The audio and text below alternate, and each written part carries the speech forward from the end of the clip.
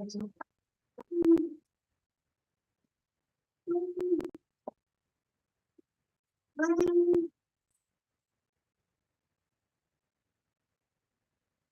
is 6 p.m. on Monday, October 28th, and we'll call the meeting to order. Let the record reflect all board members are in attendance tonight, and our student rep Cameron is playing volleyball playoff. Great. Flag salute, pledge allegiance, please. I pledge allegiance to the flag of the United States of America, and to the republic for which it stands, one nation, under God, indivisible, with liberty and justice for all.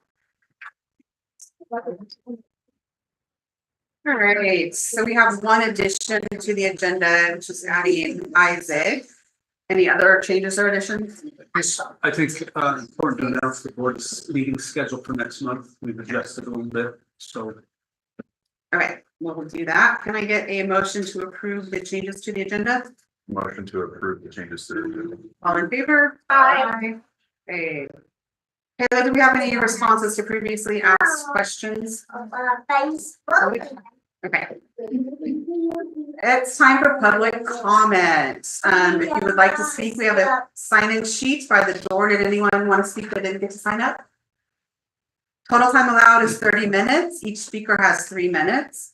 Public comment is the only time that the public is recognized to speak. It's not a time for dialogue between the board and the public, but rather an opportunity for the board to listen to individuals on educational issues, and board members are encouraged to listen attentively.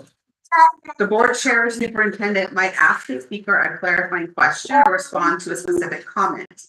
If you have a specific question or issue that you would like the district to follow up on, please let us know, and someone will contact you within 72 hours. And please remember, your words have an impact, and you, not the school district, are responsible for your words.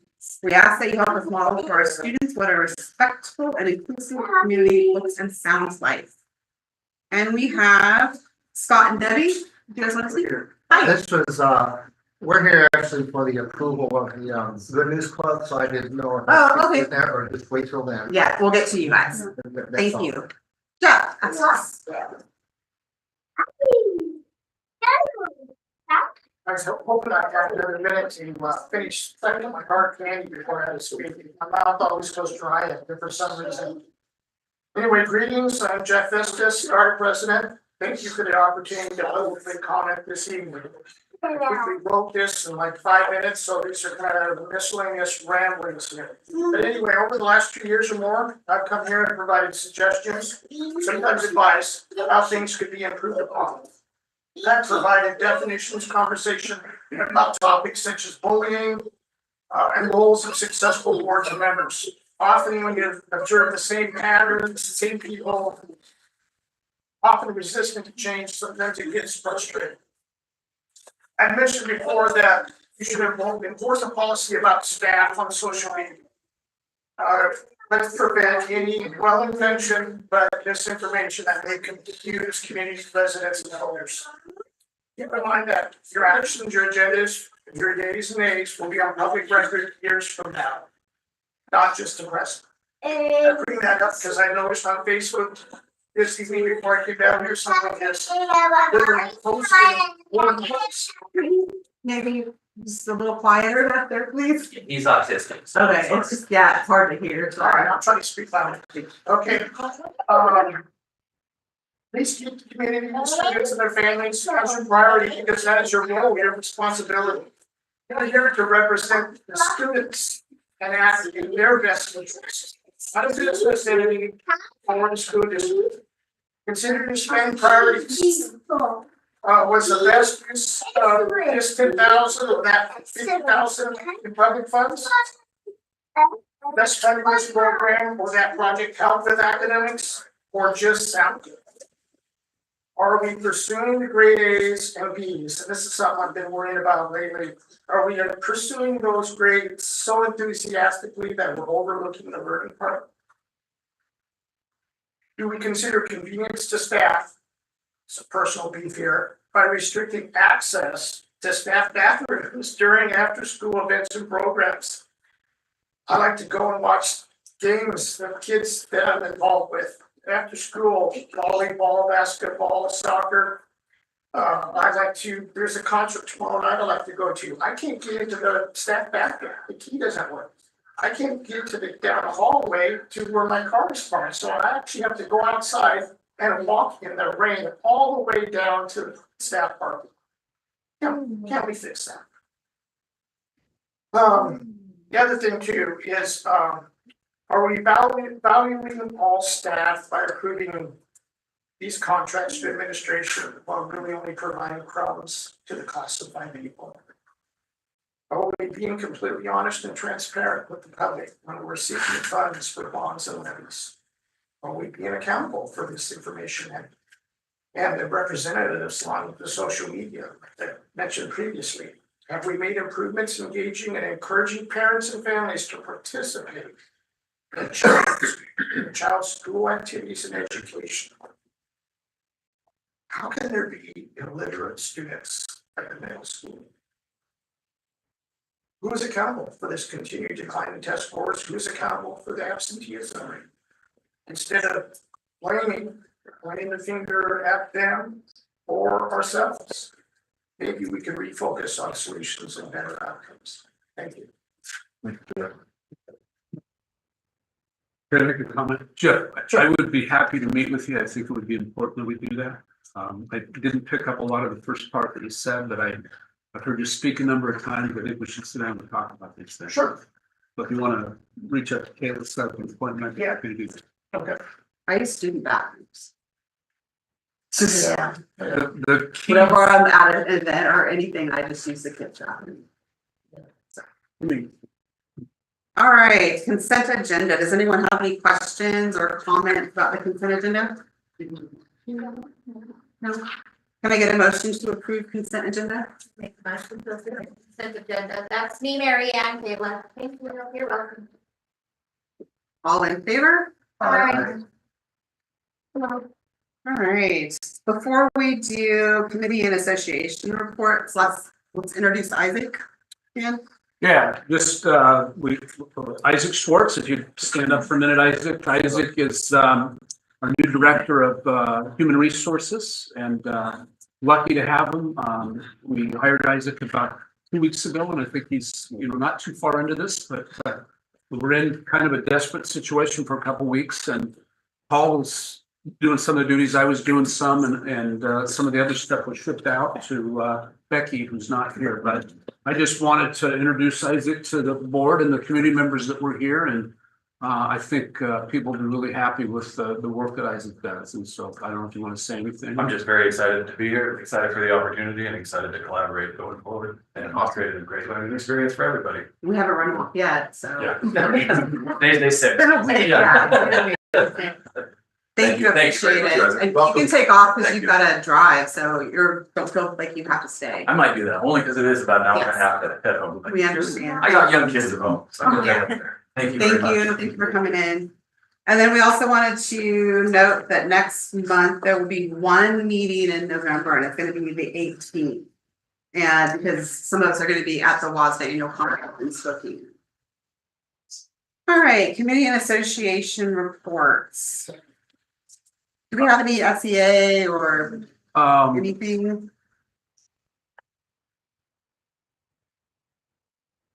No? No. We did want to verify the committees that we're on. Oh, are you? Okay. I will get to you next with that. We want to verify, Mike, were you WIAA or were you CFAC? WIA. Okay, you don't want CFAC? I thought. Michael's gonna be I thought CFAC. my- Okay, we just wanted to verify. And then you're still good with transportation, right? Mary Ann, you're good with staying with Bud Truck with me? Okay, policies, do you want me to give policies to someone else? Since. Nothing. Anything with it yet? What is, I didn't see. Instructional materials committee. And then I also have mental health advisory committee and So that's the end. policy committee, and then the grants committee is what I was talking about. Since nothing's happened yet, should we get someone else? Okay, That's green recognition. okay, let's chat afterwards. All right, Heather. I just wanted to share out from Global Elementary. I know one of our focuses is improving student attendance, and I want to report that in September we had roughly 94% attendance in September, so that was great news. Also, that the board has supported after-school programming and clubs at Global Elementary. We have 6 currently running right now, with more slated. So there's almost a club every single day for students to participate in. We've got volleyball club, a basketball club, ELA tutoring, math tutoring, Husky Harmony, and then a board game club that are all running now, with art clubs coming down the pipeline. And then I wanted to share that we had over 150 people participate in our listening event, and that last Friday we had our fall festival, and it was probably one of the most successful PTO organized events that we've had. And so I just wanted to say thank you. I see that the school board members out at these events. I saw our superintendent at these events, and I just appreciate you guys being there and the support, and it's recognized by the staff and community. Appreciate it. And I wanted to celebrate the positive trend in attendance. Literacy night was awesome. How you guys got everybody in, and then like they were all together, so it was just great. And then we're looking for big funds. Yes, that was awesome. And then the festival was awesome. Too much money, but do you know how much they made? I don't have the grand total right now, but it looks like they brought in some around the ballpark of 9. Yeah, No. it's 9. Consultant, not as far. No, it was a lot of fun, and there was a ton of people, and I'm glad the hot Yeah, dogs. and so many community sponsors too, and I mean, there's a list out there for Facebook. Our community, our parents and volunteers, it was a really great event and lots of positive feedback, so it's good. Krispy Kremes are good too. Student voice, our student rep is not here this evening. Hopefully they're reading their volunteering. Student achievement. Dan? Yeah, so, each month we recognize students that are doing great things, and I just want to remind students that for me personally, this is the most exciting part of what I do working in the school district. And without you guys attending school here, there wouldn't be any need for any of us. And so when we have a chance to step aside and celebrate our purpose for existence, to me, it's always fun. So I've got some lists. There's a lot of kids that did a lot of great things, but we want to make sure that we recognize. You have the names up there, Kayla? Or? Yeah, I'm going to start with SS. I think I can pull it up on my computer here. Let me go ahead and do that. And then if you're in the audience, we'll take a minute out and say some things to you in particular. And if you want to share anything, because it truly is a remarkable thing to get recognized at school by staff members and whatnot. So the first student is Sangu Jangam, 5th grade, Miss Fisher's class. You here?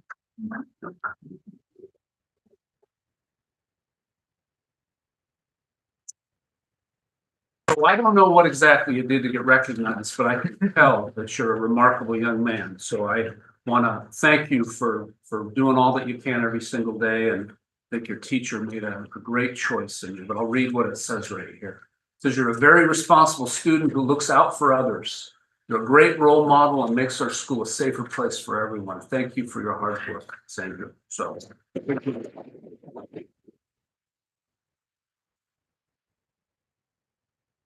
Emma Hawley, Ringstead, 5th grade. Isaac Robles, Ritzinger, 5th grade. Landon Ingle, Trichler, 5th grade. Gretel Barrios Celos, Petal, 4th and 5th split. Hayden Farmer, Ansel, 4th grade.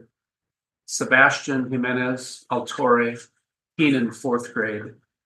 Max Neighbor, Madera, 4th grade. Alexander Ivanov, Poirier, fourth grade. Andromeda Wallawine Fleming, third grade. Conan Zamudio Gillespie, third grade. Daytona Reasoner Huddy, third grade. Eswara Kari Kalinsky, third grade. Kevin Hopner Porlock, third grade. Kennedy Legugel Huber Flynn, second grade. Taylor Weisner Matheson, second grade. Alicia Christian Norton, second grade. Charlotte Zablaw Sipperman, second grade. If any of you guys are here, make sure you, stand up real quick. If I'm going too fast, because really want to recognize you, so. Raiden Reasoner, Urban, second grade. Logan Marante Broughton, first grade. Miles King Clark, first grade. All right, Miles. You want to stand up for us? Congrats.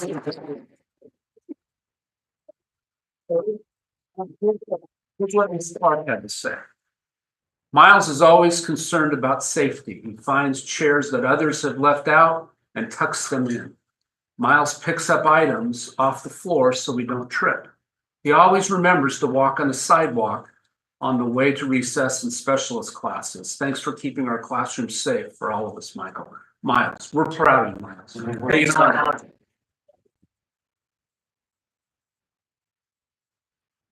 Hey, I heard you ask your dad if you could talk when the community was going to talk. Do you have anything you want to say? What do you want to say? Make sure to be safe. Make sure to be safe.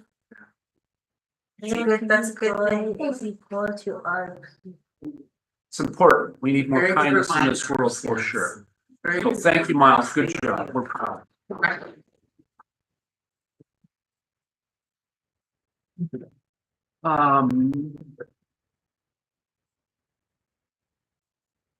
Malia Burns, Curran, first grade.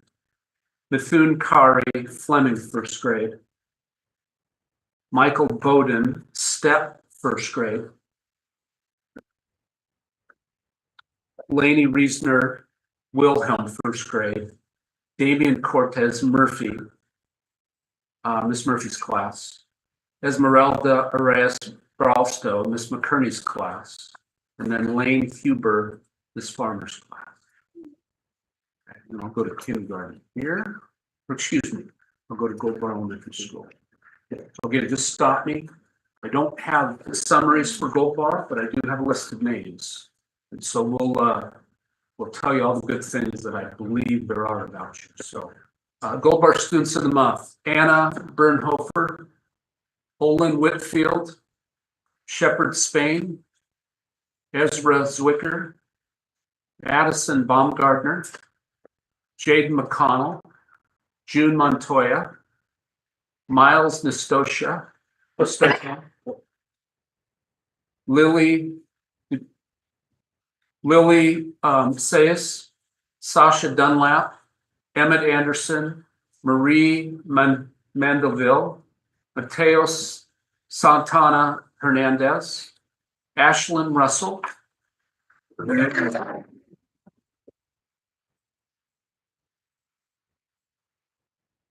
I can tell, Ashlyn, that you care about others a lot. You're a good student. You work hard.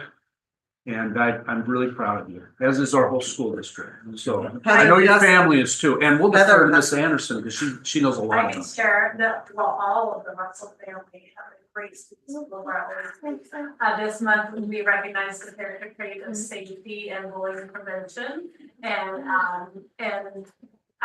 Ashlyn was recognized for just being a leader in her classroom, and her teacher stated that if she ever left, she wouldn't need to leave subplans because Ashlyn could pretty well lead the class for her teacher. Am I getting that right? Is that what your teacher said? So she was recognized for just really being an advocate for others, and she's also part of our Husky Hero program. Her sister Cole, our students that I can count on, they're all just doing the right thing. They help flourish and from school. I could go on and on forever. It's been very good kids. Thank you. Good job, Ashley.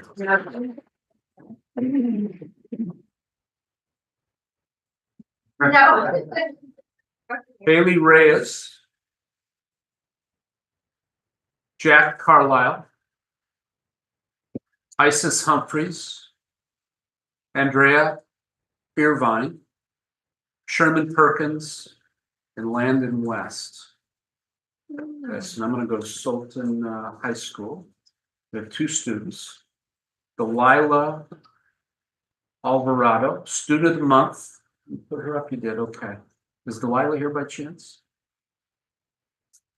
At Sultan High School, so we'll make sure that we recognize Delilah.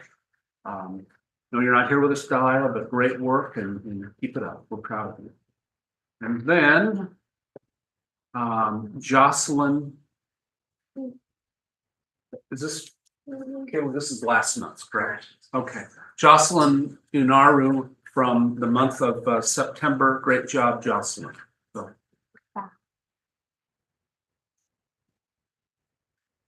Oh, gotcha. Okay, so here's the high school, middle school summary. Delilah Alvarado, I'm being named Sultan High School Turk of the Month for September. Delilah is being recognized under the blue standards at SHS. She shows great Turk pride as a positive and active participant in our school community. She engages in group discussions and encourages her classmates to stay focused on work. Delilah leads by helping others with their questions, creating a supportive environment for everyone. She unites her peers and fosters teamwork, making her classes better for everyone. She is consistently striving for excellence in her work, going above and beyond. Delilah truly embodies the blue standards. Way to go. Way to be a great Turk. So thank you, Delilah. A round of applause for all of them. Everybody.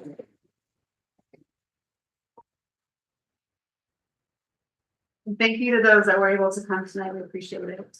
And you guys have an out if you'd like to leave. They're pretty boring from here on out, but if you'd like to stay, please do, but don't feel bad if you want to head out. Thank you guys so much. Thank you. Thanks for coming. Thank you.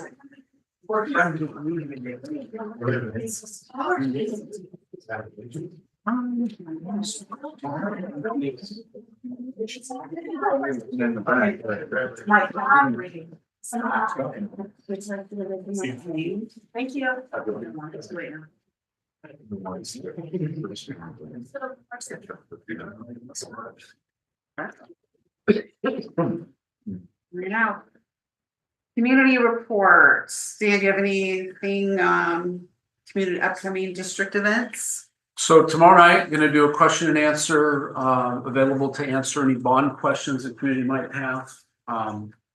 There's a number of things that filter through, and so I'm going to be available in the elementary gym, starting at 6 p.m. and be available to answer any questions that folks have. I think some of the filters went from Gigi. I think for the superintendent search portion, some people thought that maybe that was a bond situation. No, so Yeah, we'll do what we can to answer those questions. Is it advertised anywhere? Kayla? I'm sorry, I was on that. This is the elementary gym. Yes, for tomorrow night. Yeah. We put it on Facebook. Yes. Thank you. Which elementary school? This Here. one. Yeah. Okay, I see, yes. And then trunk or treat is on Thursday. Where's this? Main Street. Well, that's right. Yes. Worth that in here. All right, Mike Marin, teaching and learning update, please. JJ, can we add that the VOA pancake breakfast is this Saturday? Yes, first Saturday of every month. First Saturday of every month. Thank you. Good evening, directors. I chose to we have a big agenda tonight, so I chose to give my time to Jason Van Zandt, who would like to talk to you about the performance-based pathway for high school graduation. Over to him. Here's your question.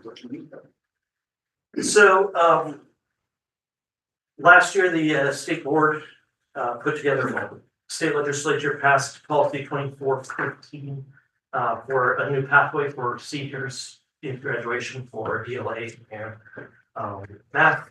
And so part of that is having the board approve it. It's a performance-based pathway. We've included some information in the board packet about the history of why why they put it together, the standards that will be looked at for both ELA and math. And then the students what's being asked of students if they need to use this pathway for graduation. Just trying to make sure that it's ready to go for the first read in November, second read in December, so we can start rolling that out to the students that may need it second semester if they don't hit the other pathways first. If there's any questions, we can kind of get those questions. Look like you included a lot of information, which is great. Appreciate that. So you just want from us to look it over if we have any questions to get those to you so that in November we do the first read and then we're ready to go. Did you guys see anything on there they had questions about at this time? Isaac? Marianne?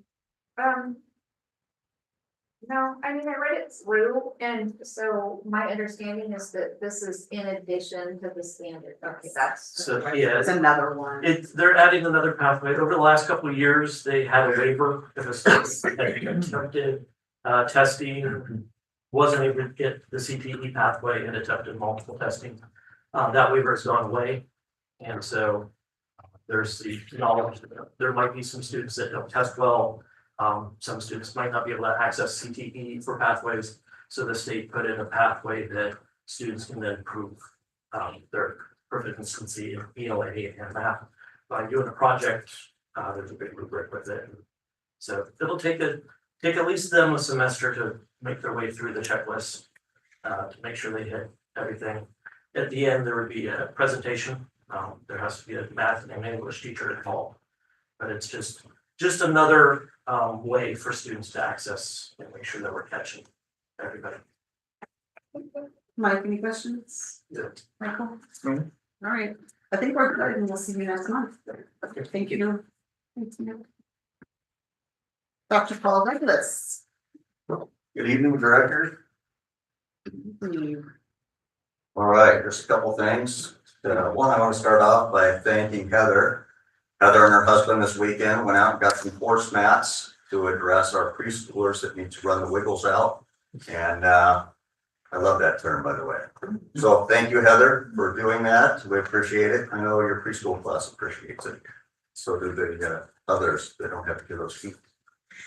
Just an update I wanted to give you on our numbers. So every once in a while I come and give you some numbers on our homeless, our CPS reports, things like that. So this year, in terms of homeless, we're currently at 29 students who have their homeless status, either unaccompanied youth or homeless. I think for those that have been around for a few years, we usually average 21 for the entire year. So that as of 10/21, we have 29 right now. So you can see some of the challenges that we have in the community. Last year, we had 71 CPS referrals. Currently, we have 6. But I think there's some data changes because I know I've signed up on 6. So I'll give you an update on that. And the other thing I have for you tonight is our employee assistance program. I sent you 2 different drafts for an employee assistance program. Most school districts that I've worked in over the years have an employee assistance program, and that's primarily to address a number of different needs that our employees have. Those can be from mental health issues to finance issues, divorces, things of that nature. Even one of these has a cat insurance policy, not for me, but maybe for others. But I hope you had a chance to look at both of them. They're both pretty similar in terms of the expense. They both run around 5,000 or so per year to address some of those needs. Some of the benefits of both programs is the 24/7. For our employees have the ability to contact a counselor or get services 24/7. So it's nice to be able to pick that up, have that contact.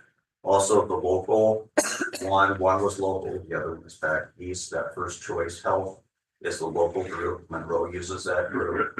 So it'll be a lot of face-to-face. And the way it works is we have 3, each employee gets 3 sessions in terms of 3 contacts with the EAP. So they can check, they could go for financial help, they could see a counselor, and then have another they can attend.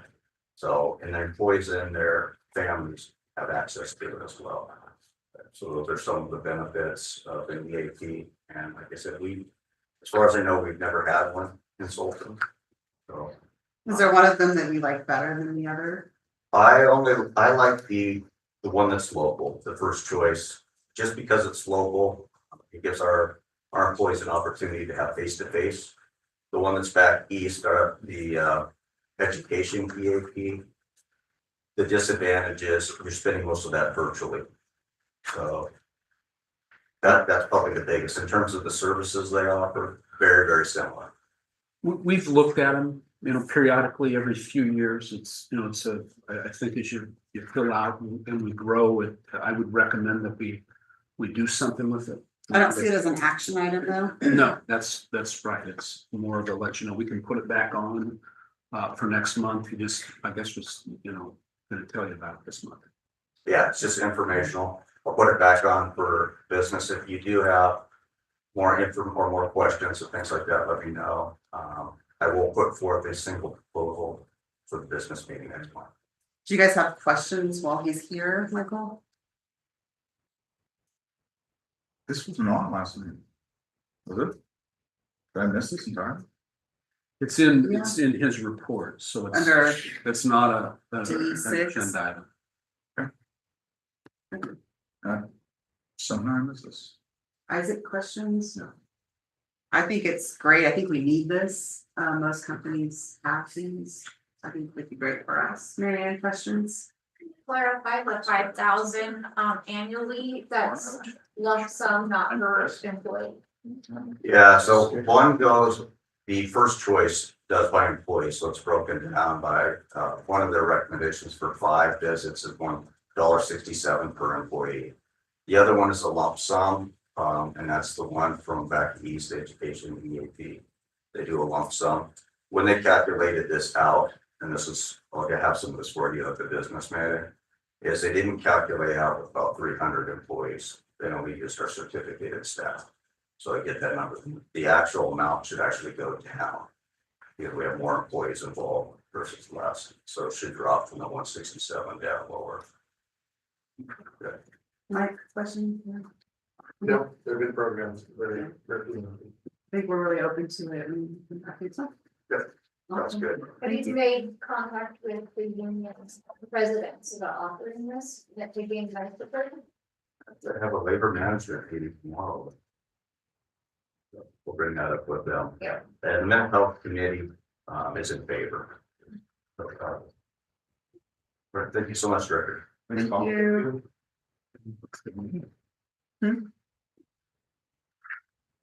Well, it's so like anytime like if somebody needs counseling or whatever, it's something that you can call. Most companies have them.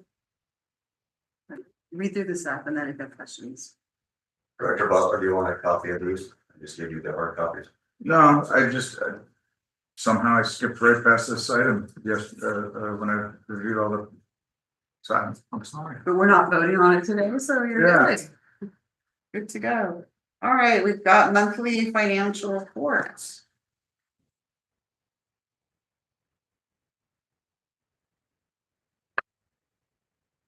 Good evening, directors. The title of that is a little bit misleading because my report tonight will actually be on the preliminary numbers for our year end for 23-24.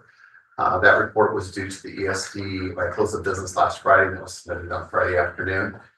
You can see the document that I provided to you. It has a preliminary watermark across that because it's been submitted to the ESD for review of the work that I have done. It needs to, I anticipate hearing back from them later this week. Any corrections will have to then be done, and the document will be certified no later than the 15th of November. So they have about 3 weeks until it becomes official. So this is a preliminary and hence the watermark. I know this is a lengthy report, so I've kind of just boiled it down to a few key numbers. So you can see the page numbers are at the bottom. If you want to turn to page 4 of 78. Page 4 of 78, you see a line that says total fund balance. So for general fund, the preliminary number as of right now, $1,968,808.63. For ASB, $200,736.84. Debt service fund, $127,417.70. Capital projects, $1,872,733.09. transportation vehicle, 258,703.82. And total all funds, $4,428,400.08. So that's the total. I think it's important. One document that you do not have here, though, is a lot of times we talk about what is total fund balance. Well, total fund balance is made up of actually 4 different components. You can think of this as a pie. Your fund balance is a pie. And this particular pie has 4 different slices in it. Okay. And so part of the year-end processing that I have to do, which is a critical document, is called the fund balance reporting tool. And this is a document that the ESD uses to review, but also the state auditor's office looks at this to make sure that I am categorizing the dollars appropriately as far as what their intended purposes for. So we have within there, you have 4 criteria. You have restricted fund balance, you have committed fund balance, you have assigned fund balance, and you have unassigned fund balance. So those are the 4 pieces. Of the total, approximately, I'll keep this simple, of the total, approximately 1/3 of that is what we call restricted for other uses. Okay. That means about $644,000 of that is not available just for any use. It is prescriptive for particular specific things. Okay. So within that, it talks about carryover restricted revenues. It'd be things like learning assistance programs, CTE, professional development, things such as that. Monies that were given for a specific purpose, but not fully expended. You then also we have a new one this year, which is called restricted for transition to kindergarten. This is a brand new general ledger. And what they said is you take in what you received, what you expended, and if there's any remaining resources, that has to be identified separately. So that was a new one. And we have $54,305 that's in there. Okay. We have carryover of food service revenue. $126,639 is dedicated to food service as far as restricted revenues. And then you have debt service, $97,480. So long story short, of that 1.9 million, about 2/3 is available for general use. About 1/3 is restricted for specific purposes. Okay. Continuing on, maybe just a couple other quick points, and then I know you have a lengthy agenda. Page 6 of 78. Before you move from fund balance, do you know, probably had approximately what percentage it's gonna be? It's going to be, I don't have it at my fingertips, but it'll be north of 4% for the ending as of August, in reference to the percent. Yeah, so about 1.725 million, thereabouts is our 4%. So the way it was broken down, this isn't new, it's just going deeper in the explanation. Yeah. This isn't anything new. No, it's not new. It's not new. The only thing that is new is the GL 823, which is for transition to kindergarten. That is a new subcategory this year. It did not exist previously. I just like hearing that our fund balance is not as low as And this we're doesn't, expecting it to be. It's actually where it's supposed to be. and we also, just to let you know, I know it's known that we're 63 kids over budget right now. So that's not even figured into this. So you, as a board, you feel much more comfortable than things have been at certain times, and as some other districts are struggling with enrollment, and we're not. So It's better to have the over. it's a better problem to have, still a problem, but better problem to have. Yeah, sorry, go ahead. No, that's fine. Yeah, no, along that line, I think, yes, I would rather be bringing you this news than the third meeting the colleagues up in Marysville are having tonight and talking about closing schools for next year. So page 6 of 78, just a couple points there. It talks about basically what were your differences as far as did your revenues exceed expenditures? Did they not? So the figures that are down there, when it talks about excess of revenues and other financing sources over expenditures, and it goes through it by fund. But again, at the bottom talks about that total funding ending fund balance that I just mentioned previously, what you started with and what you ended with. So we started this fiscal year or last fiscal year at 1.853 and we ended at 1.968. So that's given the fact that we were very flat as far as our enrollment was concerned. That's a good accomplishment. We're able to do that through cost containment and also through some unanticipated revenues that we were able to get, and really it's very good utilization of grant proceeds and so forth. Let's see if there's anything else there. Page 9 of 78. This is where it kind of brings in some of those. If you look at local revenues, the far right column under revenues local, you can see our local revenues were $583,000 above budget. So figured in there would be your local resources as far as benevolent contributions would be in there, receipts from local fees and things such as that. So that was significantly in excess. So that was a good. The other one under other is negative. You have to look at that down below under expenditures where you had a 1.2 million below, but you were 1.6 above on the expenditure side. So those two net each other out. Page 10 of 78, I think was the last one. No. Then, excuse me, in this particular case, you get down to your ending fund balance as far as our budget was 1.706. Our actual was 1.968. So we were 261,928 above estimate. Turn to the next page, page 11. Page 11 goes into just ASB, talks about revenues, expenditures, and ending fund balance. We were $93,000 above estimate in ASB. We were budgeting 107. We ended up at 200,736.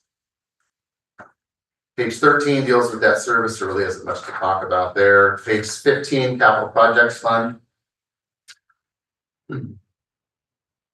Net revenues were below, but expenditures were less as well too. So we're about 100,000 within estimate there. And then at 1.8 million. And then transportation vehicle fund, not really anything of note there. The rest of the report just gets into much more detail of those numbers. But those pages that I just shared with you are the key metrics as far as this is concerned. So again, awaiting review by the ESD to see if I've handled and done proper treatment to everything. Maybe they will find something, maybe they won't. I don't know yet. But if it's of anything of substance, obviously we'll make you aware. And then we will get this certified and signed off on no later than the 15th of November. Anyone have questions? Much better than last February and March. I listened to Anna Cortez's meeting on YouTube and their fund balance is 2.5%. So we're hearing. Like, I'll just give you one quick example. One item that caused the number to jump at the end. The final payment that we got for the freeze claim that happened in January was deposited in September. It was almost $100,000. So I had to move that back to last year because it's actually accrued to the event occurred in 23-24. The revenues need to be there as well, but that check wasn't received until September. And so I caught that and then moved that back. So we had already paid that. Already paid that. It was just a refund basically. So that was an additional $100,000 that just came in. It was added that raised your fund balance up. So. Thank you. Right, yeah. All right, update from NWLA. Thank you very much. Thank you. Everybody again. There's the document. So you have a document that go to the audience. This is a summary of the focus group work that we did last week on Tuesday the 22nd. And this document's important. And this conversation is important because it leads us to the next step if it's the development of the brochure, which is the vacancy announcement that goes out nationwide and is kind of the advertisement of the position so that people know what they need to do to apply for the position. So we had a great day, got off to kind of a funky start with traffic, but we made it and had to do our first focus group session from my truck in the car I was driving and Mark was talking to the principals, but we got it done. And after that, the rest of it went fine. So Kayla and DG and others that were involved in the scheduling and the planning did a great job. They went this way it was supposed to.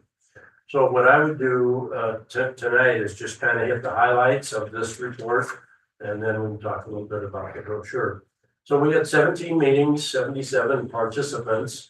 One of the things that we did with each of the groups was explain to them the process so they would know how they could be involved in the search. Basically, there's 4 ways. There's a focus group, there's an online survey. We talked to them a little bit about that. And then there's 2 rounds of interviews. And the first round will be before the public so people can observe. And the second one, the interview day, we'll have multiple sessions where people can interact with the finalists when they come through. So lots of participation and lots of transparency and lots of community and staff involvement. So we had 17 meetings, met with each of the board members individually, and then we had 12 group meetings. One of the things that was important to the board was that we have 2 community meetings, one in Gold Bar and one in Sultan. And the one in Sultan was also live streamed, so that had the potential for a bigger audience. It turned out the one in Gold Bar wasn't very well attended, although Mary Ann and I had a nice conversation with one person who did spend some time with us that evening. And the one in Sultan was well attended. So 77 participants counting the board. That's pretty good for this size district. That's about what we thought it would be. We also had 53 people participate in the online survey as of this afternoon. So we got pretty good interest and participation and activity associated with the search so far. One of the things that I would suggest is that this would be a good time to thank people for their participation and remind them about the survey, maybe push it out again to the same distribution list or maybe a different distribution, whatever. Just to keep it going and keep interest alive. So at each focus group, we asked basically 3 questions. What's going well in the district? What are the celebrations? What are the challenges facing the district and the new superintendent? And what are the attributes that people are looking for in the next superintendent? So I'm just going to kind of hit this. You've read it, the board's received it, and you can see it. I don't need to read to you. And they're not really in order, but maybe some semblance of order, kind of in terms of the frequency or the magnitude with which people draw them forward. And what we'll do is pick the ones that seem to be the most significant, and then we'll highlight those in the brochure, and then you'll get a chance to look at a draft or multiple drafts of that brochures in the next week or two. Our target for getting the brochure out is before the WASDA conference, so middle of November, something like that. We shouldn't have any trouble making that. So in terms of celebrations, you got a lot of them. It's nice to see you recognizing so many students tonight. That's great. And that means a lot to those families and to their teachers and staff. So you got the one that came up bigger than anything was probably growth in terms of a celebration, new housing, new families, kind of changes in the community. And people acknowledge that's maybe it's a celebration, but it's also a bit of a challenge too as you deal with facilities and growth and crowding. People thought that the growing diversity of your student body and your student mix, maybe your own staff to some extent, was a positive. There's a strong sense of community and the fact that your schools are all so close in and everything, you're able to kind of capitalize on that configuration. A lot of positive activities and options for students, dedicated, hardworking staff, good response to COVID. Your POC work was mentioned a lot by staff who really valued that and the time that they have for us and the work that's been done with it. The new mental health services and staff, that's been well received. People like that. Community events, there's a little bit of a mistake on your document. You don't have railroad days, you have the shindig. You just didn't catch that on the first run through of this. Your small community and people can be involved. So a lot of personalization. People are doing a lot with limited resources. And there's some pride in that too. And that's kind of a signature attitude. Positive climate. People we talked to were very positive, appreciated the chance to talk a little bit about the superintendent search and be involved. And I think they're people view this as a good place to work, a good place to live, a good place to learn. So that's all good. We've got some recent academic growth at your elementary level that people take pride in. So lots of celebrations, no surprises. You probably know all of that and probably are not surprised to see any of that. Everybody has challenges. Communication is always one of them. No matter what you do, you think you're communicating every way and multiple times and all of that, and still there's people that are concerned about communication. So we see that everywhere. Some issues with I don't know if it's trust or just not everybody's on board. There's a lot going on in all of our communities now with the politics and division and different polarity, that kind of thing. So you got an element that's got some concerns and about different things. Growth is a challenge as well as a blessing. Every district would wish they were 63 kids over budget. A lot of them are not. So that's a good thing for the challenge and a celebration. You know, lots of facilities issues. I think it's over 50 portables with 16 or 17 at the high school or something like that. Well, that means probably 30 of your kids are spending a significant amount of time in portables. It'd be nice if the community could figure out a way to help you do something about that. You and everybody else are struggling with the challenges of social media. And that's kind of a piece of the communication issue too, but you know, that's a tough nut to crack. You know, you're working obviously on your bond issue, and hopefully I'll be successful next week, but getting support for bonds and levies is a challenge.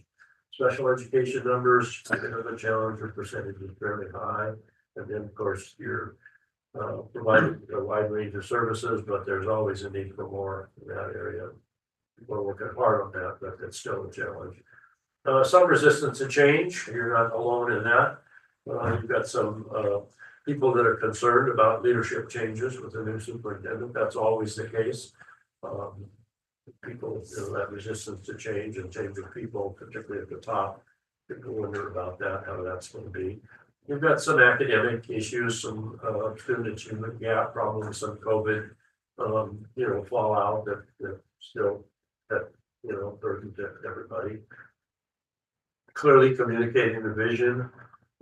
People are looking forward to somebody working on that, and making the leadership the chance to kind of reset a little bit, maybe do a little different kind of planning or whatever it might be. Continued support for systems to address mental health, so that's a child celebration to have a challenge.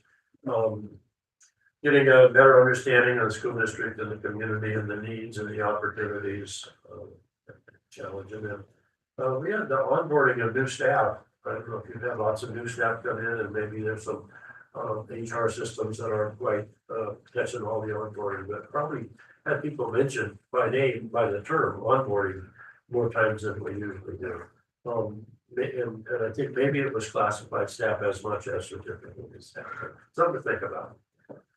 So then if you take and spin all of that around in terms of challenges, you want a new superintendent that can address those challenges, and you want a superintendent that's going to build on your celebration. So these are kind of the attributes that people said, and really it's not, there's really no surprises here.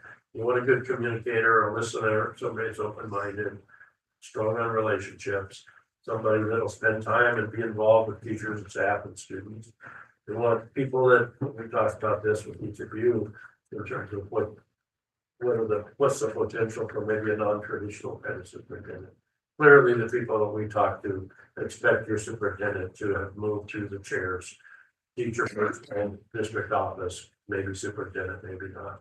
Didn't seem, I don't think anybody locked in on the fact that it had to have superintendent experience, but somebody that's ready to be a superintendent. This is a good opportunity for somebody that's ready for their first superintendentcy. People are interested in visibility and lots of personal contact, visibility in schools, visibility in the community. Somebody can develop trust and maintain trust and relationships and partnerships. There again, somebody that can develop and articulate the vision for the district. Able to make changes and hold people accountable, transparency, honest, approachable. You know, those are things that people are always looking for in a leader. Finance is always, you know, fairly close to the top. So experience in fiscal operations, understands all aspects of the school district budget. Some new ideas, open-minded, forward thinker, open door policy. You always hear that. Make hard decisions and follow through. Take on academic challenges. We talked a lot about residency. And most people, and I think this is true of the board as well, not necessarily in the district or in the town of Sultan, but close by. Not a long commute, not a difficult commute coming across the trestle or anything like that. So, but somebody maybe in the neighboring district kind of perimeter might be all right. Obviously, if they're coming from way out of the area and they're moving anyway, they ought to take a good look at moving in the district, if that's at all possible. And somebody values student voice and advocate, somebody that has that what's best for kids approach to their work and their leadership and their decision making. I can say no surprises. I think your list of challenges and attributes that come out of the brochure is pretty similar to districts your size.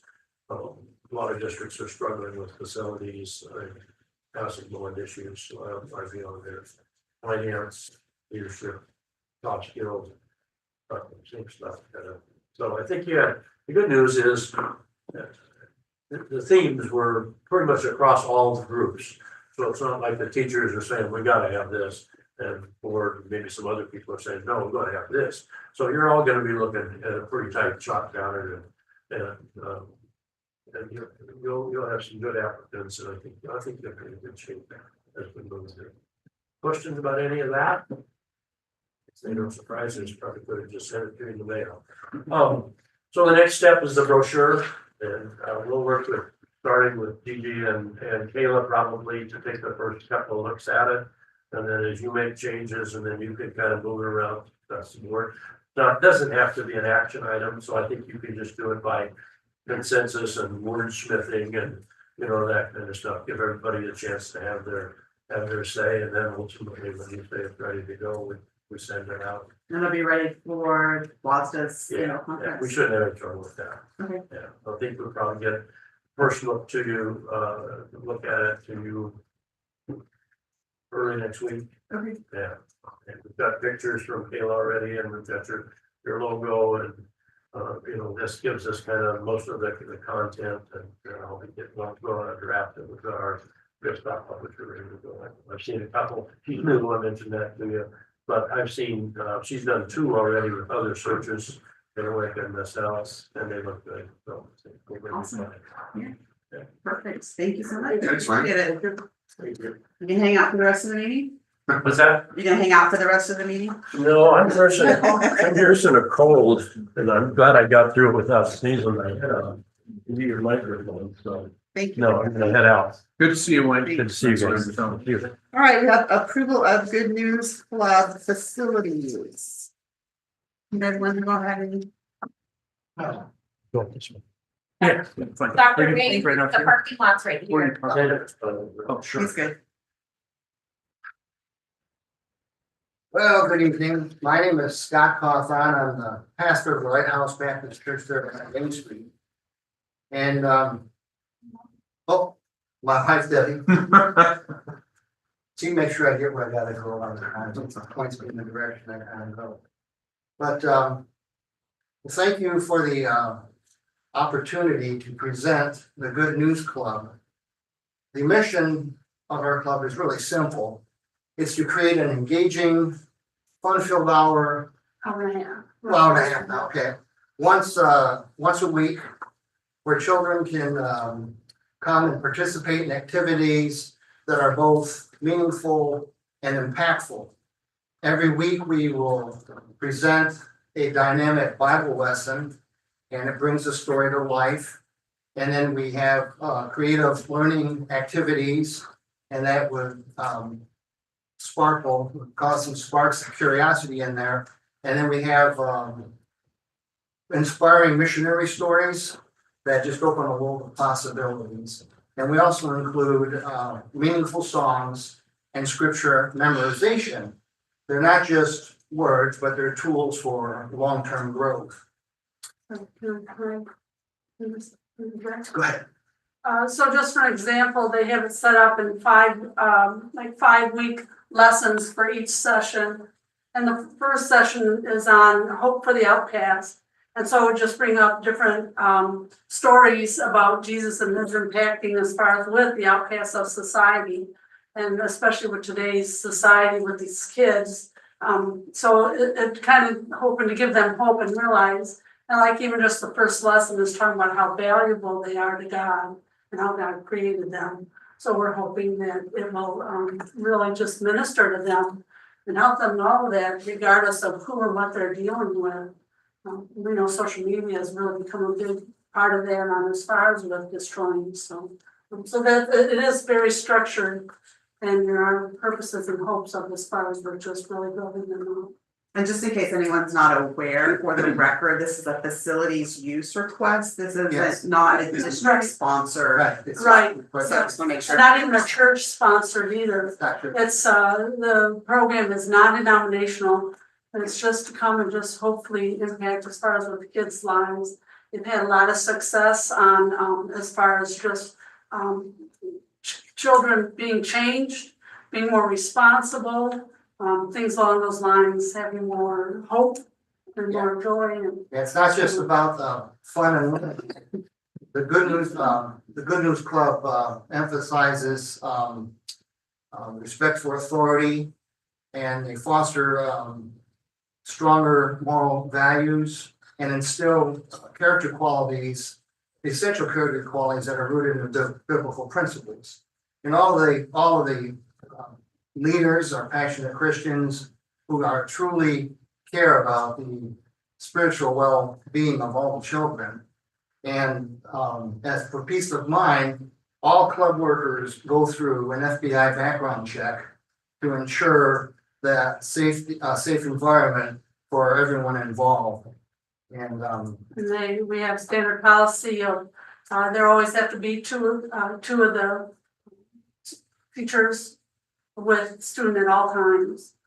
And so, I know they have as far as with the hotline too, we were being trained on as far as what's seeing if there was any abuse anywhere or things along those lines, who we report to, not just with an organization, but also if the state has anything that is not included in as far as what the initial, then even that, then we address and make sure that is taken care of as we do this club. Well, see, your insurance has been included, so, I don't think, does anyone have any questions for the facility use approval? Miriam? Because you have the word club Yeah. in the name, yeah, did you talk to school staff at Sultan Elementary and Goldbar Elementary about hosting a club at their schools? I believe It's a facilities use request, so that goes to, yeah. The- So it doesn't go to they the have school had, itself. there is another, so the community community director above us, Eric has contacted them. And so they more or less have been setting it up, doing kind of like the work before we have to even show up. So they have contacted, as far as I know, the Gold Bar as well as the consultant. it goes to Renee, because it's a facilities use request, so anybody, Boy Scouts, whatever, they have to do a facilities use request to be able to use our facilities. And we legally have to let people use our facilities. So this is the first step. I understand Yeah, that. yes. What Yep. I'm asking is the middle school, Yeah, the students are driven to form clubs, Oh, after school okay. clubs, Yeah. the middle school and the high school. Yeah. And I know that Heather has said they have a robust after school clubs at her school. Yeah. But your club is not affiliated. no, the name is, it's trademarked in that name, Good News Club is. See, I see a confusion there, having that word club, that it makes it seem like it's part of Heather's after school clubs. That's why I said it's a facilities use request, it's not a school sponsored or district sponsored club. Okay. So it wouldn't So, be the so, same. so just to let you know, like, any promotion or reaching out as far as seeing if any students and especially parents are interested, it's up to us to do that. It's not any part as far, they will, with the school district, at least our understanding. They put on a calendar. Is they put it on the calendar, and then they also, as far as the registration, we do have registration forms. And that's where the parents have to, before any kid is allowed in, They're not allowed in. they have to fill out a registration form. And they can, and that supposedly will be on the school district, where they can, with the other forms, I guess, that they fill out. So, so that aspect. We can take your name and we can have you, give your name and number, and if you'd like to talk, our, the area director is Jean Jones, and I can have her call you, and with any, you It's know. already been done through the district office, so everything that we wouldn't get it tonight if sorry. everything hadn't been done already. So you wouldn't be here Oh. tonight. They I have, see. if everything has See, been filled out in the they, district office, yeah, they filled it all out. for Yep. us. They make sure. I don't see here if there's a fee that would be charged. No, No, oh, no fee, no. no fee, No. no fee. Who does sponsor? You said it's not school sponsored, it's not church sponsored. Who does sponsor? Just out of curiosity. The overarching group is called Child Evangelism Fellowship. It Oh. started back in 1936 Uh-huh. to start clubs after schools. And so they had that name ever since then, and they've been, you know. It's a worldwide, That's worldwide. worldwide organization, yeah. Yeah, They have a real heart to minister to the children, and so, Great. so it got brought to us. And then when we looked at it, we just thought, wow, what a wonderful opportunity just to impact, the lessons are just fantastic, because I didn't know much about this, we didn't know much about this organization. Right. So as we looked at it, but it's just wonderful, the involvement. But like you said, as far as hopefully uplifting, and it's not to compete with anything, but if somebody doesn't, then there's something there for them to be able to participate in. And like you said, hopefully they'll just get more self-worth, more self-assurance, things along those lines, but also have fun. yeah. So it's filled with a lot of activities. Our goal is not to have any lull times, but just an opportunity for them to. So hopefully that answers your question. It absolutely does. Sounds like a lot of work. I hope you guys. Very good. So can I get a motion to approve the facilities use request for the Good News Club? Motion to approve the good news, Phillies, use request. All in favor? Aye. All right, thank you very much. Right, thank you. Good to go. Harry, are you here for? Yeah, that's me. Just to introduce myself, I know I've met many of you. I'm Gary Goodger. I am the assistant principal here at Sultan Elementary. This is my 4th year. I don't try not to make a habit of talking to board meetings. You guys are busy enough, but they asked me to come and present our chess club. We want to get started here at Sultan. It would be a program that we run for kindergarten through 5th grade. Our school counselor and our librarian are going to be our club supervisors, and we just think it's a really great opportunity to kind of offer just more and more after school activities. Heather talked about how they have so many clubs after school. We were like, well, we can't let Gold Bar have more than us, and we thought we should at least have a chess club to compete with that. So I don't know, chess people get pretty rabid. they would that Hooten leads to hollering, and they're And for the record, this is a school sponsored club. correct. Yeah, it would, since elementary doesn't really have ASB, our principal acts as our ASB president, which yes. And then going through our policy committee, which Kayla's gonna talk about in a little bit, you guys might not have to come and do this anymore. I was gonna recommend making it part Yeah, of your consent agenda, just because. Well, technically, you don't really have to do this in the policy, so yeah, but thanks for coming. Oh, Any yeah. other questions about chess? No? Can I get a motion to approve the chess club at SES? I make a motion to approve chess club at SES. All in favor? Aye. Aye. Thank Good you, to guys. go, thank you. Jackman. Discussion of youth well-being initiative, Dan?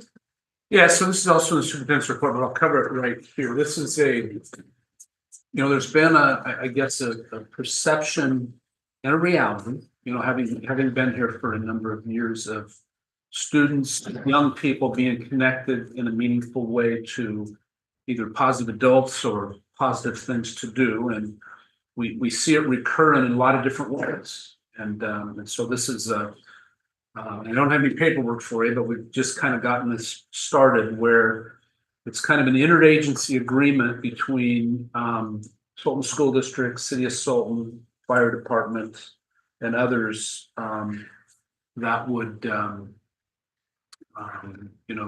come together and try to create meaningful opportunities for kids like over the summer, et cetera. The steering committee meeting is going to be on November 22nd when most of us are in Spokane, or myself in Spokane for the WASDA conference.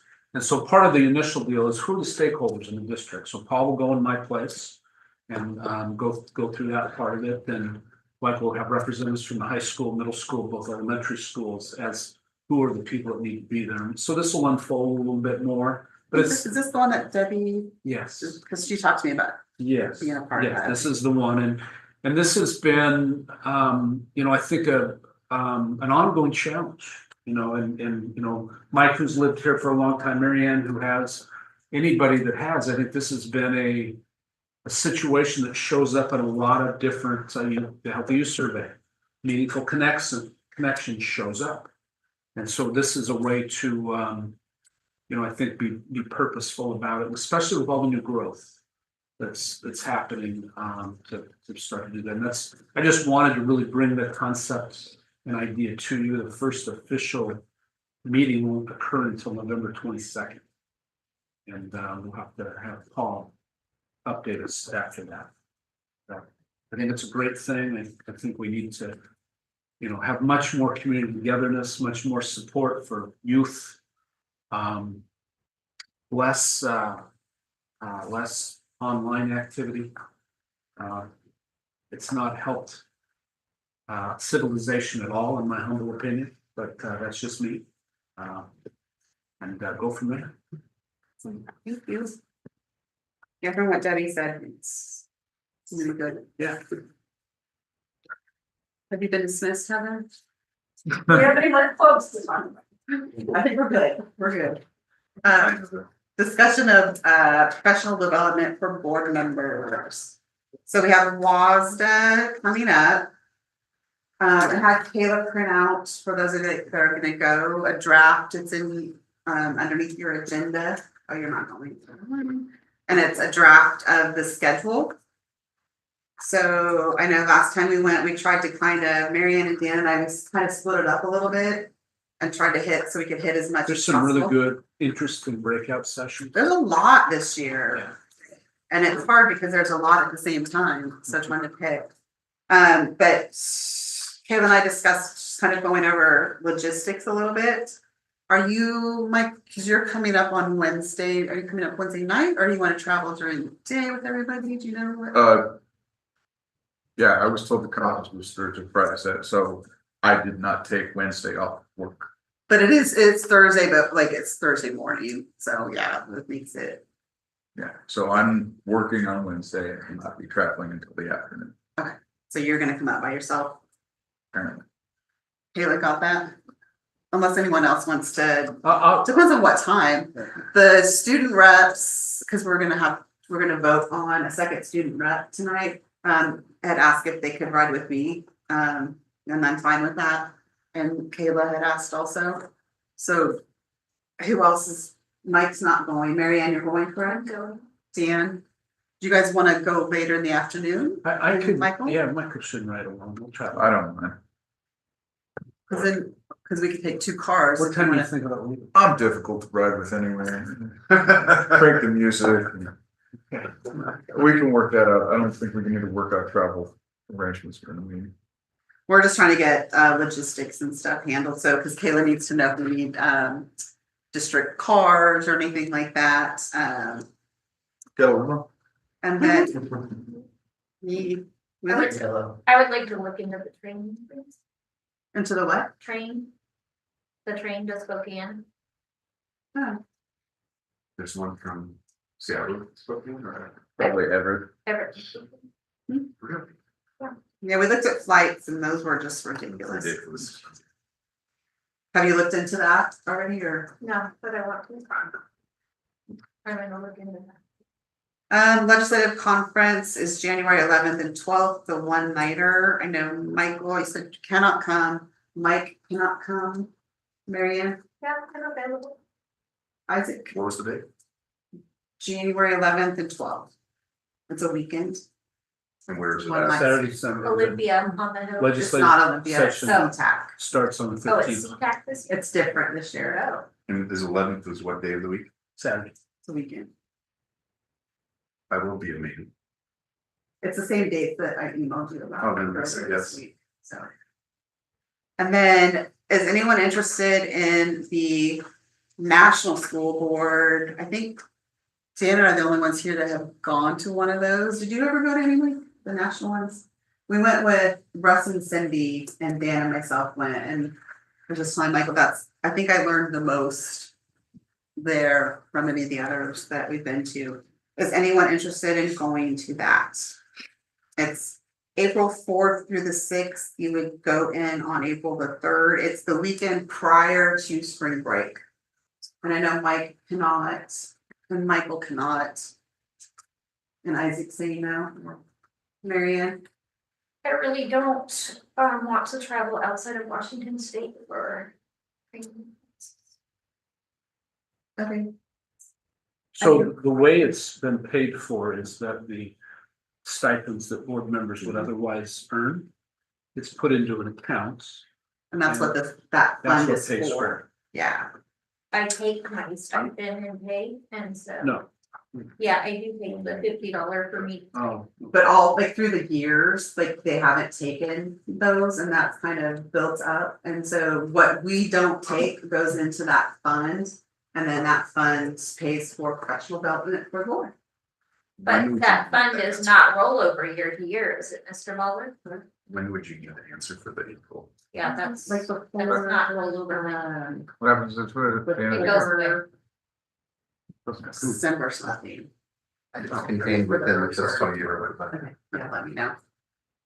But we have budget set aside for professional development. The state county. So we can get it, but we have budget set aside for professional development. So if we want to, that's what is paying for the Spokane Gloucester one we're going to, comes out of that budget money that we have set aside for professional development. I'm okay going to Spokane and to CPAC, but not to Georgia. Okay. Are you against it just for yourself, or you don't want anyone at the board to go? Is that your? I don't think anyone from the board's coming in. I can go. Oh, okay, that's right, I'm sorry, You that's might be able everyone to else. go. I know. Uh, Isaac might be able to go. oh, if Isaac's coming. But my question is, are you opposing any board members? I'm going or just opposed yourself? to any staff members traveling outside of Washington State for training. And that's a policy that the city of Sultan set when I was on city council. And so I fully agree with that, that if you're an elected official in the state of Washington, that your travel should be contained within the state of Washington. If they offer the same training and professional development in the state of Washington that they do in other places, I would agree with that, but they don't offer some of the things that like our teachers or our staff go out of state for things that are not offered in the state of Washington. So that's kind of I think that would be. I'm just making a statement, yeah, I think of my beliefs. What's the motivation for not going on? I mean, I understand, again, like, if it was offered in-state, certainly. Well, what would be the point of preventing out-of-state travel? Well, if you're representing in Washington State and it's taxpayer money paying for it, and the laws for the state of Washington typically are different than the laws for the state of California or the state of Florida, then you stay within Washington for training that's specific to Washington. It's a city thing. I know this is school board, it's separate. It's just, I support that belief system. I would say that you just evaluate, I would suggest, it's fine, hold that opinion, no problem with that, but I would encourage people to evaluate something on the merits of it. You can learn things that you won't have access to here, and you see what value there is to that. Just the policy committee that I had with Kayla started, all of that information for that came from the national convention that I went to. So everything I took from that, same thing with the committee, the grant committee that I wanted you to start, that came from the national convention. So there's so many things you learn, and they don't always do it state specific, this is your law kind of thing, but the ideas and stuff you learn from people across the country, it's awesome. And I guess I would also say this, as board members, you have a right to take a stipend. Nobody has, Marianne does, but nobody else does. And so in lieu of taking this for your own pay, why not use it for PD? It makes sense to me. I mean, that's just my opinion. You can choose to look at it how you want. I wouldn't limit yourself. It's once a year. You don't And even it's not have like to do it's it every fun year. or anything. I mean, we stayed in the hotel and walked, eat, and you're in training things all day long for like 3 days. So it's like, but you learn a lot. I did. So you'll let us know, as if you're I will. available. Okay. Board self-assessment results. I think. Who all, because we only, 4 people took it, who did not do the board self-assessment. I did not do the board self-assessment. Thanks. I got that done. We're good at math. So I had said that when we had our workshop that I would take the stuff from the self-assessment and send it out to you guys, and if you could send me back like your priorities. Thank you, Michael. Appreciate that. So on here, the ones that are highlighted in green are the ones that the couple of us that went through it said were priorities. The goal is to come together and figure out our top priorities. So when we do our retreats and workshops, that we're doing the work that we as a board find is the most important work that we need to do. So some of the stuff that we had talked about at the workshop that were important, commit to clear and shared purpose, follow a defined process for gathering input, set goals. Goals was a big one, making sure policies based on student success, using data, communication with the public, and collaboration as a board. The goal was kind of to get tonight to come in and have our priorities so that we could schedule out like our retreat and stuff. But we just have like Michael and I's priorities. So That's the honest matter. So either you want to go through it and let me know what your priorities are, or you just want Michael and I just to decide what they are. It's up to you guys. I don't need a few more days to do it. I looked through it. I don't feel it. Go ahead. Yeah. I chose it random. Thank you. That part. We get a lot more done if we're all on the same page. Education Jamboree. So that was originally scheduled for October 14th of this year. We've done it either in the fall or the spring of years, and that is where we've highlighted several education programs and rotated through schools. And so I think the question is, do we want to try to do something for the spring or not? We've had really good turnout at some years and not as good others. Wasn't there one that was much better turnout than the other, spring or fall? Do you remember? It was Gold Bar when we first came back from COVID. Yeah, That was the one that was. That one was had really no well room attended. anywhere. We were down both hallways And that was gym and the fall one? that was a fall. Yeah, that was pretty busy. Because then the high school wasn't very well attended, I don't think. Is that what we did at the middle school last year, or is that something else? Yes. No, that's it. That's it. So we just does a different school each time. So do you guys want to do spring? Do you guys have an opinion, or is that what you're asking for? It's just conversation. I want to make sure that, you know, as a board, how do you feel about that event? You know, there's been, I think, some mixed opinion from some of the schools on, you know, what goes into putting it together. But at the same time, you know, we've got to go back to our purpose and why we're here and our connection to the community. And that's, you know, that's been challenging at times just because of various dynamics. And so is this something we want to do? And you know, for me, there's people that are very willing and want to do this, and there's others that view it as maybe not something they really want to do. Is there anything we could add to it to make it more, I don't know, enticing to people, or? And maybe we have some of those internal conversations about that, and I bring that back to you and go from there. So this is really just a question to make sure it doesn't drop off the map, because years and years ago, this was, we brought it back probably 7 or 8 years ago. We've done it pretty much every year since. Personally, I think we should keep it, but maybe if you look at, do you guys have anything you want to give to Dan before we thinks about it. I mean, could we put together something? We could say put together a committee, but get a bunch of people to put some ideas up. I mean, a lot of times when it's the same stuff every year, It's something different. attendance drops because, well, you know, we did it last year, maybe we'll catch it next year. Right, if we can change it up enough that it's fresh. I think the gold bar one where we had the fantastic attendance really was, people were just anxious to get out. Well, yeah, I think that's, Locked in, locked out. so you're suggesting we send everyone home for a year to get jamboree attendance up?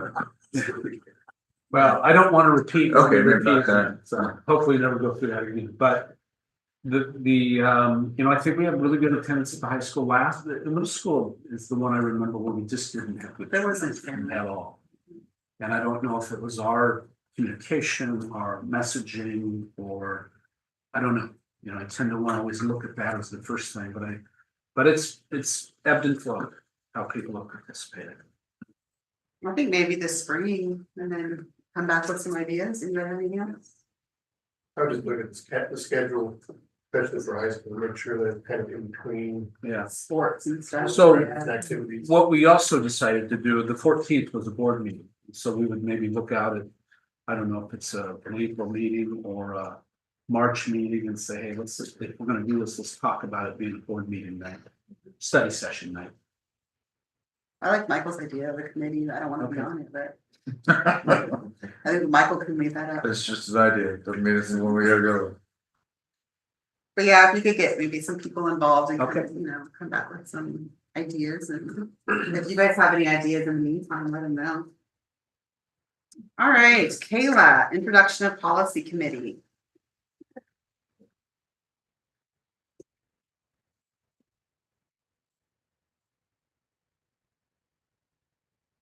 We vote on having this thing catered. I'm sorry. I'm gonna send yourself. Okay, hello, board of directors, thank you for having me here to present on the policy committee. Long time listener, first time presented.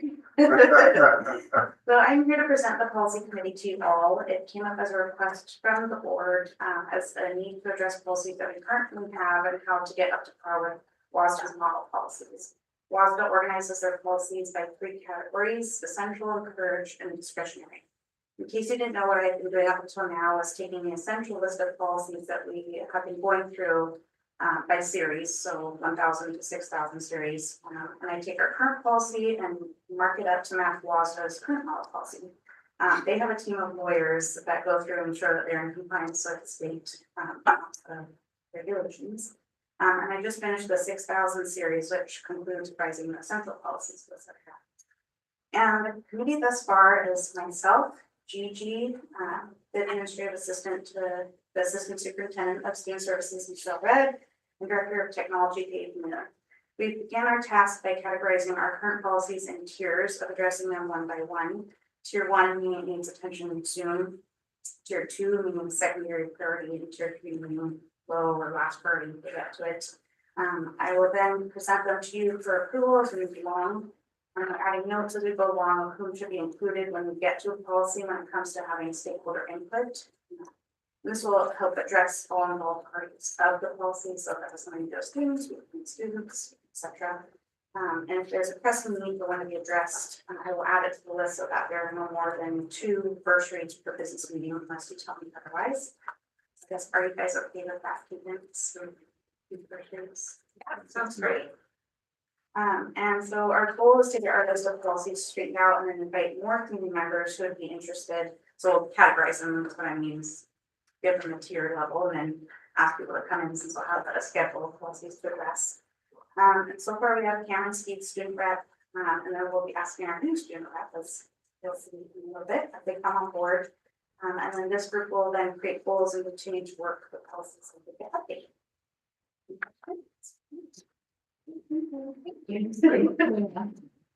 Good job, first present. You know, she's like, well, I'll just put this with it. I was like, no, separate work, separate agenda item. Approval of student representative. So Bella Webb applied and was interviewed for student rep. She's a junior this year, so she would be all of this year and then all of next year. And it's weird because I have to like go like this to see you guys down there. She's great. Mike knows her. He can say good things about her. What we, yeah. That's And District 5. she does like, yeah, state things for it. She's really busy. She works at Franklin like a day. I mean, she's like great. And she's like so ready to do this and get together with Cameron and come up with stuff. She actually can go to the WASDA convention next month and do all the student rep stuff. So all we need, if you guys have questions, you can ask. If not, I need a motion to approve Isabella Webb as our new student rep, and then they'll be here next meeting. Motion to approve Isabella Webb for our student rep. So, all in favor? Aye. Great, she's in. Second read of policy procedure and MOU for 6212.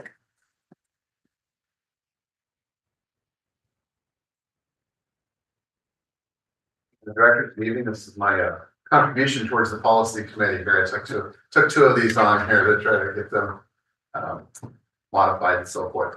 Now, I did, just before this meeting, I came and looked, and I think the ones that are posted there are the markup copies, which are really kind of hard to follow, so I apologize for that. Tracking changes and doing Word is not my forte. I'm an Excel guy, so please pardon me for that. But basically 6210, kind of refresh, 6210 goes over purchase orders as far as that. And so what we did in policy 6210 is we essentially just increased the authority for the superintendent from $15,000 to $25,000. In 6210, I'm just, is it okay? Because these are both. You can talk about them all and then we'll just. Yeah, okay. 6210, which is the procedure related to purchase orders, authorization and control. And this one we really didn't have to change much either. Was fairly straightforward. 6212 is where the changes really started to be quite a bit. 6212 deals with procurement cards. We changed the term from credit card to procurement cards. It talks about, what is required and so forth. The one that was the most impactful though was 6212P. 6212P, the procedure did not exist. So we started in borrowing some language from a neighboring district and then basically going through that. This was the one, looking back at the minutes from last time, was the most comments. I think there was questions in regards to more clarity on who the custodians were, as far as at the district level, the building level. So went through there and identified positions of people that would be either the district custodian or building custodian or designee. We talked about the term related to original invoice, and I took the word original out and just changed it to receipts, not receipts. Took the word original out, so just need to provide a receipt, as we understand. Does that address your issue, Mike? So there was that, and as far as that, so again, spend some time kind of more further clarifying the card custodian, some of the processes, getting rid of the term original as far as receipts. So we just need a receipt, photostatic copy, reprint of a Amazon card or whatever is necessary would be sufficient on that. And then lastly, there is the procurement card memorandum of understanding. Basically kind of just changed the formatting a little bit so that would fit on one physical piece of paper was my goal there. So kind of changed the layout and so forth. I know that Mike, I believe you had a comment last time in regards to the language from RCW 42.24.115. I did not change that because that is the language that is kind of in the RCW. I didn't want to go through and remove that. I certainly could if the board feels that that is the way that they want to go, but I did not alter or change that language from the RCW because it wasn't the prior read. So. 6212P, card custodian. It's not a sentence. The individual who has the responsibility for safeguarding the cards, authorizing disbursements, accounting, and providing weekly reconciliation of the card account to district office. So that's the basic definition. Then it goes right, but that goes on as your copy. Mine says district, building, and or department card custodial duties can be vested in the program administrator, district accounting technician, building principals or designee, and program directors respectively. That My concern, I guess, is it's just doesn't, it's not really like it's the individual who has a responsibility. The card custodian is the individual who has a responsibility to make it an actual sentence. Oh, It's not okay. like it's the way it's worded, it's not an actual sentence. Oh, okay, no, you're right, it's more of a it was set up kind of as a Yeah. definitional, okay. Okay, And then on 6212, third paragraph, any charges not support with receipts, not supported. oh, I'm sorry, okay. Those are the only two things I saw. Where is that, Gigi? 6212, third paragraph. After all the strikeouts, any charges not supported with receipts. Or Oh, supported, gotcha, I see here. And I didn't catch those till today, sorry, I would have sent that to you or. These things, when you have the track changes on there, get really busy, and so it's easy to Yeah. miss, it's easy to miss little grammatical things, so. Do you guys have questions or anything else that I didn't see? Mike, Marianne, I think. Will we get a blue copy? Yes, I can go ahead and make these two, well, and change that to more of a sentence format on the card custodian, and then fix that small typo there, yes, then I can send, have Kayla send these on to you. All right, so can we get, let's just. Can I make a motion to approve, the second read of policy procedure and MOU 6212? And the second read of policy and procedure 6210? All in favor? Aye. All right, you're good to go. Those are the two things that we saw, so. Alright. Second read, let's see, this just. So we have 6801 first read. So this is a policy, it's an update, so you know, and actually a question came up to us, and I apologize, I do not have an answer, Gigi, but I believe that we last did an asset inventory update when we moved from the old operations building to the new operations building. That was my question, because it says on here, federal law requires a physical inventory at least once every 2 years, so that was my question, when was it, so you'll let us know. Yeah, yes, it will, because I was over there when we first moved over, and then we were looking at the organization and the inventory. It was just much easier to keep track of stuff because it's in a facility where stuff's not just piled on itself. Did you guys have questions or comments on this one, 6801? No. Okay, can I get a motion to approve first read of policy 6801? A motion to approve the first read of policy 6801. All in favor? Aye. All right. First read of policy 2000.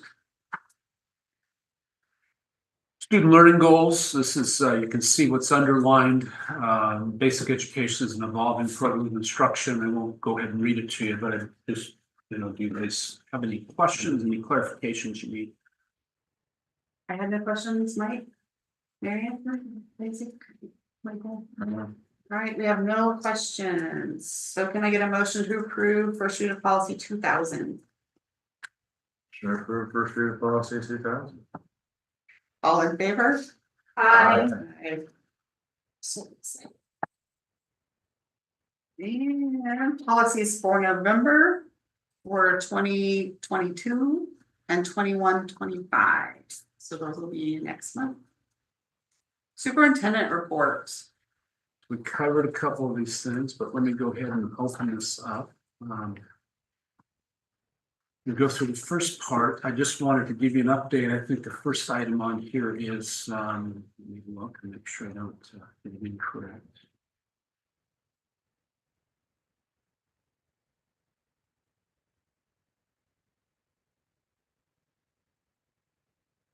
The Youth Wellbeing Initiative, just had a couple more items there. I'll give you an update as that unfolds. So the first day is November 22nd. The administrators, about 3 weeks before school started, OSPI dropped some emergency rulings on discipline update that really gave more flexibility in how misbehavior is handled, how classroom exclusions are handled, etc. So I sent it out. I sent I'm sending them newsletters as well. I didn't send you guys one this week, but I sent principals one, and want them to give me any comments on what the state has proposed versus what our current policies say, and then I'll bring those to you before the first read if there's anything. Greater flexibility to deal with behavior. We covered this, I believe, November 7th, school board retreat, 21st to 23rd conference and legislative conference. Is there any, are we clear on all that? Yeah, I think Mary, you're the only one for legislative conference with me, right? I think you said no, right? Is that the one, that's the one down there? January. Yeah, I can do Oh, you can do that? I'll do that. Okay. We're clear now. November 7th, is that the district office or? Probably district office. Yeah. I'll do it either way. Whatever you guys want to do. I think district office is fine, and then that's the one I'll send out if we can get our priorities ready by then, because then we can like monitor out. So locker room, changing stations, we've measured and I can't give you an exact number just because it's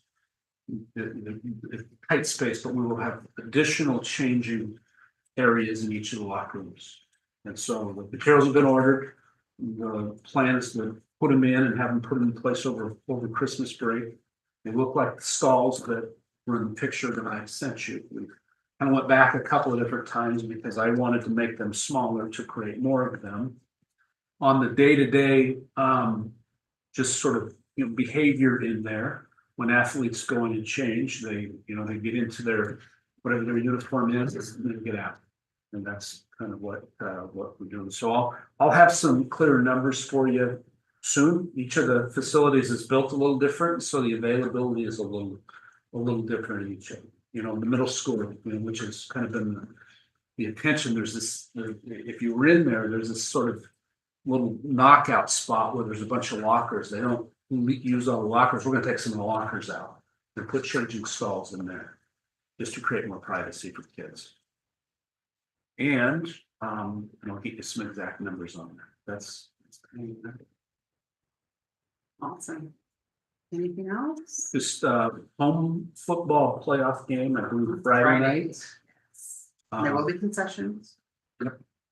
And if I'm not over in Ellensburg with my son, I'll be over here to help. So do something. Pardon me? Should be at 7. 7. And if you're available to do concessions, I can't be there, so if anybody wants to volunteer for that. I'll be there. That'd be wonderful. Thank you. And then, one of the things that I think that I just want to, as I transition out and you transition forward and having Isaac Schwartz here, we have kind of gone light on some of the things. And so I think the onboarding and the offboarding is really critical. We've struggled with some of that. That's not inaccurate information, but I think, making sure that we have we don't try to save money for the sake of saving it when systems aren't able to be developed the way they need to be. Make sure that as people come in, they get the training they need, et cetera. We have, again, I want to say this carefully, but I think the budget has always been what's most important. Not that it's unimportant, but we have to make sure that we're putting a competent staff in different places that we expect them to do what is asked. And sometimes that costs money. So I just want to go out with that because different things in there that got me to thinking, and it's not wrong, but we've cut corners to try to do things cheaper. Those aren't always smarter. That's what I would say, just as what you say. And budget's important. But if we have a great budget and we don't have learning programs or systems, we failed, in my opinion. Next month. Pardon me? Next month. The 18th. 18th. So no, they're together since you lost it. So it was going to be the 12th, which is the day after Veterans Day, and then the 25th. And because, the board, most of us are going to be gone to Spokane, getting back on Saturday and having a board meeting on Monday is just not very good. So I think we've advertised, haven't we, Caleb? Yeah. Okay. So there'll be one board meeting in November. It's the 18th. And hopefully we'll be at the new transportation center, but no guarantee. It depends on if the fiber is in or not. Awesome. Anybody have anything else before we adjourn? Can I get a motion to adjourn? All in favor? Aye. Aye. Thank you all. Okay, thank you, thank you, Dave. Thanks, everybody. Thanks. Good night. Paul? Welcome, man. What's that? My wife is my.